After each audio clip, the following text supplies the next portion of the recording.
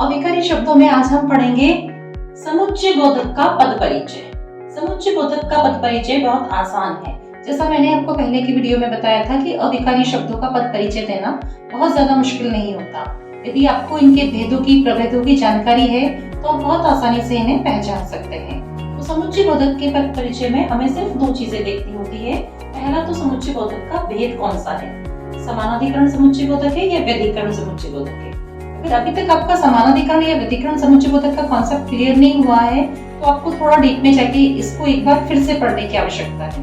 वैसे तो class 6 to 8 की ग्रामर में, हिंदी ग्रामर में हम इस कॉन्सेप्ट को क्लियर कर चुके हैं, लेकिन फिर भी अगर आप भूल गए हैं तो एक रिवीजन कर लेना आवश्यक है। तो आपको सबसे पहले देखना है कि समुच्चय बोधक का भेद कौन सा है, समानाधिकरण है या व्यधिकरण है, वो भेद आपको लिखना है। और समुच्चय बोधक यानी योजक शब्द, जो शब्द दो संज्ञाओं को या दो वाक्यों को जोड़ रहा है, क्योंकि ये तो आप जानते ही होंगे कि समुच्चय बोधक शब्द दो संज्ञाओं को, दो वाक्यों को आपस में जोड़ते हैं। जब हम रचना के आधार पर वाक्य भेद पढ़ेंगे तो आप देखेंगे कि सारे संयुक्त वाक्य समुच्चय बोधक से या योजक शब्द से जुड़े हुए होते हैं। समुच्चय बोधक और योजक शब्द एक ही माने जाते हैं।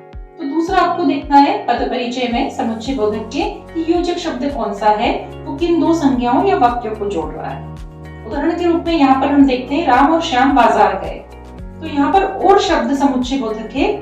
और कौन सा समुच्चय बोधक होगा, ये समानाधिकरण समुच्चय बोधक होगा।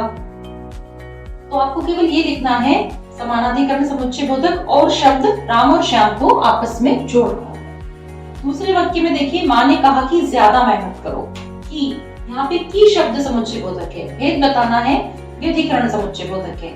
व्यधिकरण समुच्चय बोधक क्या है? व्यधिकरण समुच्चय बोधक आश्रित उपवाक्यों को आपस में जोड़ता है, डिपेंडेंट सेंटेंस को आपस में जोड़ता है। तो यहाँ पर की, माँ ने कहा कि ज्यादा मेहनत करो, जिस प्रकार मिश्र वाक्यों को आपस में जोड़ने वाला शब्द होता है उसी प्रकार का ये वाक्य बनेगा कि ज्यादा मेहनत करो। तो यहाँ पर ये आश्रित उपवाक्य को जोड़ रहा है, इसलिए ये व्यधिकरण समुच्चय बोधक है।